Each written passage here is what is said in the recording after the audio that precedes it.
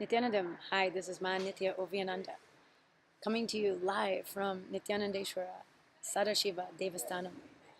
Today I want to tell you about a great announcement that Swamiji made. He is going to be going to Cambodia Yatra. What an amazing place this is, I'm telling you.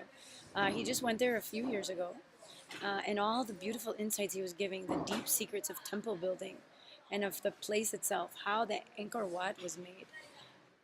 He talks about how at least 100,000 enlightened beings were there building that temple. Because he said, how can anybody else be inspired to build such a temple? And how can the organization of that temple have been so done so well and in such a way? Because it had this the way that every pillar and every stone is carved there. Just not a slave or some laborer could have done that. It only had to be done by people who were in tune with the cosmic energy, in tune with that place, and wanting to make it happen for others. So instilling and installing that energy into the place.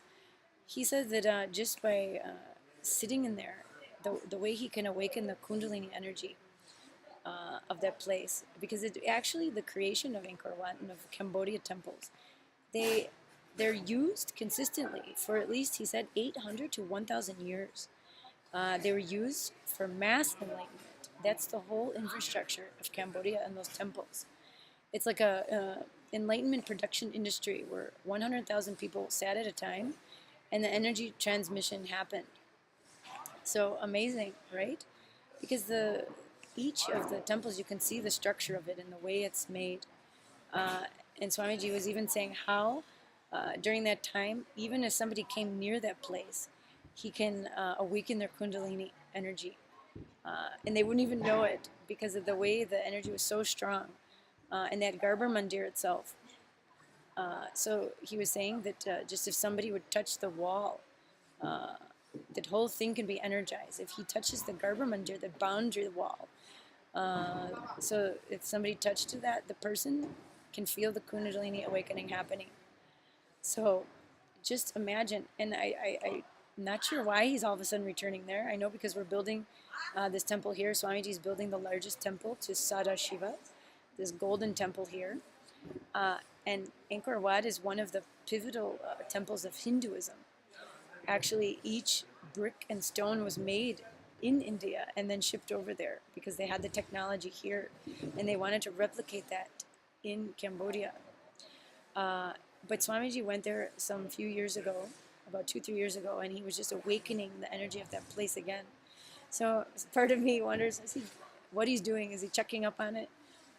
Because only he knows what he's doing, and from a cosmic level, the implications of him going there, awakening that energy, and now going back again. I just wonder what people are in store for there. So it's an amazing place. That architecture and the artistic expression of the divine, it's just a beautiful place and a beautiful experience to be anywhere in the world with Swamiji. I always feel like you can just be in some, I hate to say shopping mall because who wants to be there? So it's a terrible example. But anywhere you are with Swamiji, even in some plain old boring, grassy field where nothing's there, any place you are with Swamiji is just magical. His presence just turns everything magical. So imagine when you're in a place like Cambodia, what an experience that'll be for you. So the trip is happening just in a little while, and it's going to be per invitation. So I'll include the link in which you can apply to be one of the special people who are going on this trip and going to experience the next level of the powers of Sadashiva, the space of Sadashiva, and just radiating those powers, sitting with Swamiji in Cambodia. It's happening from May 29th through June 4th. So it's a 7-day journey with him. So you can do that and then ask to be going on the trip to Kailash also. So those things will be happening pretty much back to back. So that ancient land of Cambodia, consider how amazing that is. If you can't make it to Kailash, definitely at least go to this. Because to go on a yatra with Swamiji, it's amazing. I've seen him in Varanasi, and the way he connects with the people there, it's just a different space and a spiritual place like that that's been used for thousands of years by Hindus. It just has a special energy and magic to it that just cannot be replicated anywhere else. Every moment with Swamiji is magical and new. So who knows what beauty and powerful cognitions and powers will unfold on this trip. So take a look at the information provided and sign up today. If you have any questions, please feel free to send a comment below also. Thanks again for watching today. Nithyanandam.